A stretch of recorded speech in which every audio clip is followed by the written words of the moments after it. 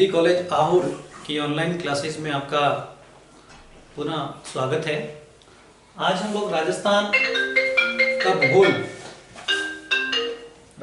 का भूगोल में राजस्थान के भौतिक प्रदेश का अध्ययन करेंगे। राजस्थान भौतिक रूप से किस प्रकार फैला हुआ है, किस प्रकार बटा हुआ है, क्या स्थिति है, भौतिक धरातलीय स्थिति क्या है, मैदानी भाग कितना है और भी अलग अलग क्षेत्रों में बटा हुआ है, जो उसके विभिन्न भागों का हम अध्ययन करेंगे।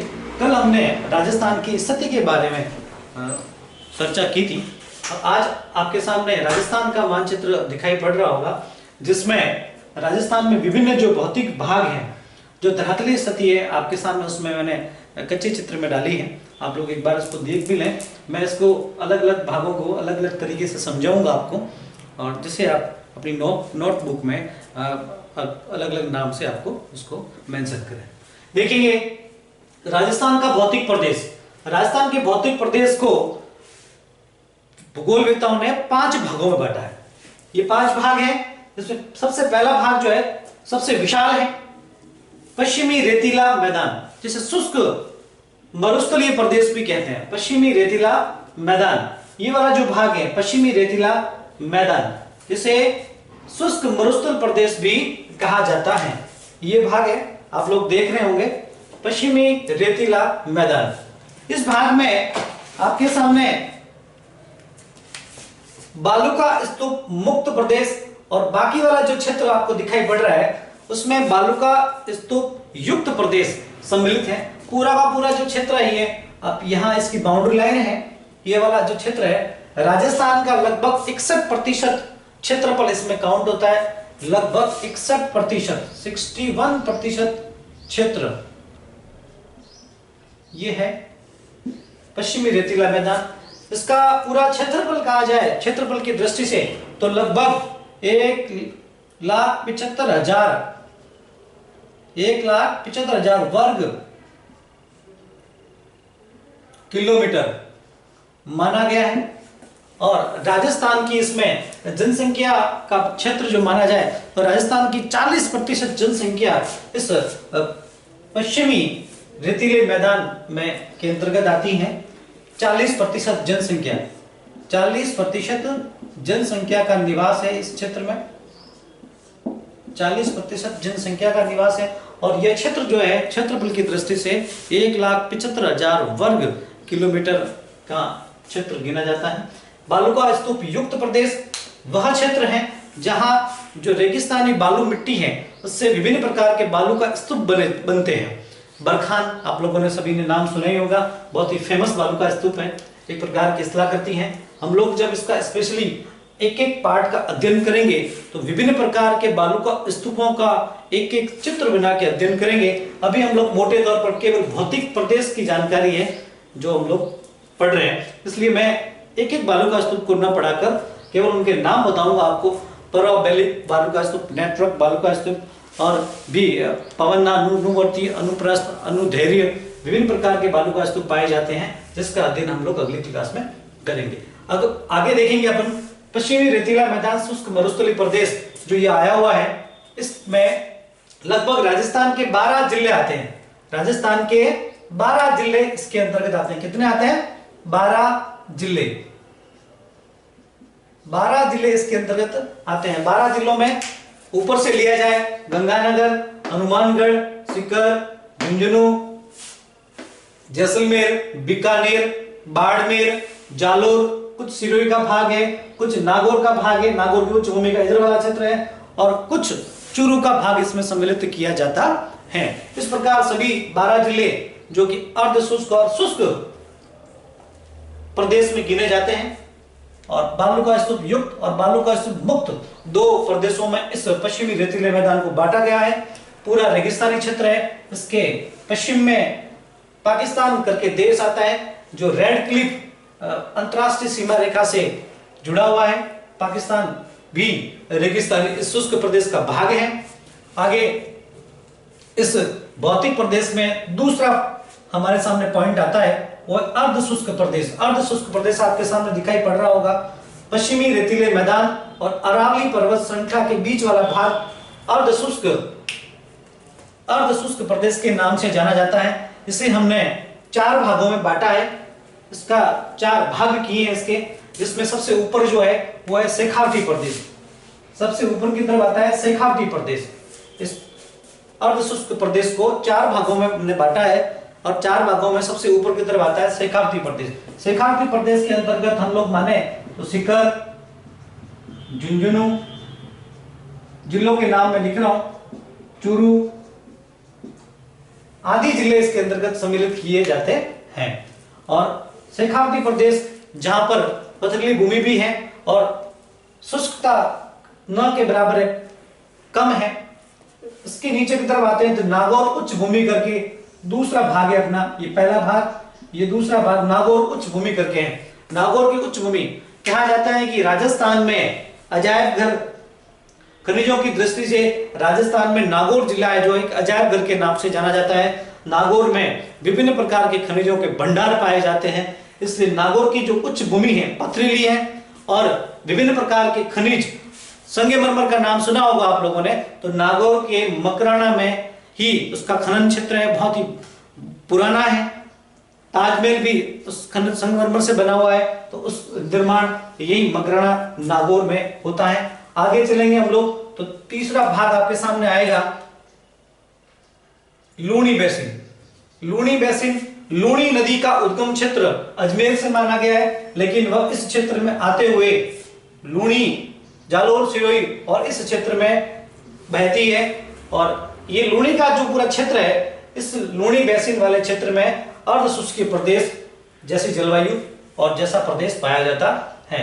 उसके बाद में ऊपर की तरफ आता है घग्गर का मैदान, आंतरिक जल प्रवाह का क्षेत्र घग्गर नदी, आंतरिक जल प्रवाह का क्षेत्र घग्गर नदी। घग्गर नदी जो है कि इस मैदानी रेतीले मैदान में ही समाप्त हो जाती है। पुराने समय में सरस्वती नदी भी इसी क्षेत्र में बहती हुई मानी गई है। पुराणों में भी कहा गया है कि सरस्वती नदी का जो क्षेत्र है वो यही क्षेत्र रेतीला मैदान या अर्ध शुष्क प्रदेश के आसपास का क्षेत्र है। और कहा जाता है कि जो घग्गर नदी है, जो आंतरिक प्रवाह की नदी है, इस सरस्वती नदी का ही एक छूटा हुआ भाग है जो आज भी बहता है, लेकिन केवल वर्षा ऋतु में ही बहता है। वर्षा ऋतु में घग्गर नदी, जो घग्गर का मैदान है, वो ही क्षेत्र आपके सामने एक भौतिक प्रदेश के रूप में राजस्थान में विद्यमान है, जिसमें अधिकांश रूप से हरियाणा टच में पड़ता है, पंजाब भी टच में पड़ता है। गंगानगर और हनुमानगढ़ का जो जिले हैं वो घग्गर के मैदान में सम्मिलित किए जाते हैं। उसके बाद में हम लोग तीसरे नंबर पर चलते हैं, अरावली पर्वत श्रृंखला। अरावली पर्वत श्रृंखला का फैलाव राजस्थान में देखो, रेतीला शुष्क मैदान, अर्ध शुष्क मैदान और अर्ध शुष्क मैदान के बाद में सीधा अरावली प्रदेश शुरू होता है। अरावली प्रदेश में भी अलग अलग खंडों में इसको बांटा गया है, क्योंकि अध्ययन की दृष्टि से देखा जाए तो अरावली पर्वत श्रृंखला बहुत ही लंबे क्षेत्र को लिए हुए हैं। गुजरात का खेड़ ब्रह्मा से लगाकर दिल्ली रेंज तक ये फैली हुई है। राजस्थान को 2 भागों में बांटती है, इसलिए इसको हमने राजस्थान को देखा, राजस्थान की दृष्टि से इसको भी 3-4 अलग अलग भागों में बांटा गया है। अरावली खंड, अरावली खंड में हमने एक भाग तो दिया है अलवर खंड।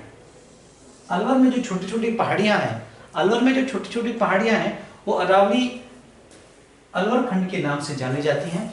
उसके बाद में अरावली का मध्य भाग, ये मध्यवर्ती भाग है। उसके बाद में भौराट का पठार और मेवाड़ का चट्टानी क्षेत्र, मेवाड़ का चट्टानी क्षेत्र, ये भी अरावली क्षेत्र के अंतर्गत आता है। तो अरावली को हमने अलवर खंड, मध्यवर्ती खंड और एक जयपुर खंड के नाम से और विस्तार वर्णन किया है। अरावली, अलवर खंड, जयपुर खंड, मध्यवर्ती खंड और मेवाड़ और भौराट का पठार का क्षेत्र और आबू खंड। आबू माउंट आबू का क्षेत्र कुछ सिरोही में है और कुछ उदयपुर, डूंगरपुर, बांसवाड़ा का जो क्षेत्र आता है वो भी इसमें सम्मिलित किया जाता है। अरावली के दोनों तरफ एक समवर्षा रेखा चलायमान है। अर्धशुष्क जो प्रदेश है, ये पश्चिमी रेतीला मैदान जो है, ये जिसकी इसकी सीमा रेखा हमने निर्धारण किया है, यह एक समवर्षा रेखा के द्वारा भी प्रतिस्थापित होती है, जिसे 25 सेंटीमीटर समवर्षा रेखा कहते हैं। 25 सेंटीमीटर समवर्षा रेखा, 25 सेंटीमीटर समवर्षा रेखा द्वारा भी इसको जाना जाता है या इंगित किया जाता है। उसके बाद में अर्धशुष्क प्रदेश शुरू होता है। अर्धशुष्क प्रदेश जैसे शुरू होता है कि 25 सेंटीमीटर वर्षा जो है वो आगे से आगे बढ़ जाती है। और थोड़ी बहुत उसमें वृद्धि हो जाती है। जैसे अरावली पर्वत श्रृंखला आती है तो अरावली पर्वत श्रृंखला के दोनों तरफ, एक अरावली पर्वत श्रृंखला जहां पे दी हुई है वहां 50 सेंटीमीटर संवर्षा रेखा आती है। कितनी आती है? 50 सेंटीमीटर संवर्षा रेखा। तो अरावली जो है भारत को, राजस्थान को दो भागों में बांटती है। एक तरफ अरावली से जैसे पश्चिमी रेतीले मैदान की तरफ हम लोग चाहते हैं तो वर्षा धीरे धीरे कम होती जाती है, यानी 50 से 40, 30, 20, 10 सेंटीमीटर की तरफ। और इस तरफ जैसे नीचे दक्षिण पूर्व की तरफ बढ़ते जाएंगे तो वर्षा भी बढ़ती जाएगी और लगभग 200 सेंटीमीटर तक वर्षा दर्ज की गई है डूंगरपुर, बांसवाड़ा, झालावाड़ आसपास के क्षेत्रों में। अब हम लोग चलते हैं आगे। अरावली के बाद में पूर्वी मैदानी क्षेत्र। पूर्वी मैदानी क्षेत्र बहुत ही बड़े भाग में फैला हुआ है, आपको दिखाई पड़ रहा होगा। ये नदियों द्वारा लाई गई मिट्टी से निर्मित क्षेत्र है, जलोढ़ मिट्टी से काटा हुआ क्षेत्र है। तो इसमें कौन कौन सी नदियां बहती है? तो एक नदी बहती है यहाँ से लगाकर राजस्थान के ऊपरी भाग से, नीचे वाले भाग दक्षिणी भाग से ऊपर की तरफ आती है और वापस मध्य प्रदेश में चली जाती है, वो है माही नदी। इस माही नदी का जो क्षेत्र है उसको माही बेसिन के नाम से जाना जाता है। तो इसके द्वारा जो आसपास का क्षेत्र है वो पूरा का पूरा जो क्षेत्र है वो माही बेसिन के नाम से जाना जाता है। और इसके जस्ट ऊपर आता है 56 का मैदानी क्षेत्र। तो 56 जो गांव हैं उनको लेकर ये मैदानी क्षेत्र बनाया हुआ है। उसके बाद में आती है बनास नदी। तो बनास नदी का जो आसपास का क्षेत्र है बनास बेसिन कहलाता है और बनास बेसिन में ही विभिन्न प्रकार की मिट्टी, जलोढ़ मिट्टी निक्षिप्त की हुई है और ये मैदानी क्षेत्र उपजाऊ गिना जाता है। उसके बाद में राजस्थान में एक महत्वपूर्ण नदी जो वर्ष पर्यंत बहती है जिसका नाम है चंबल नदी।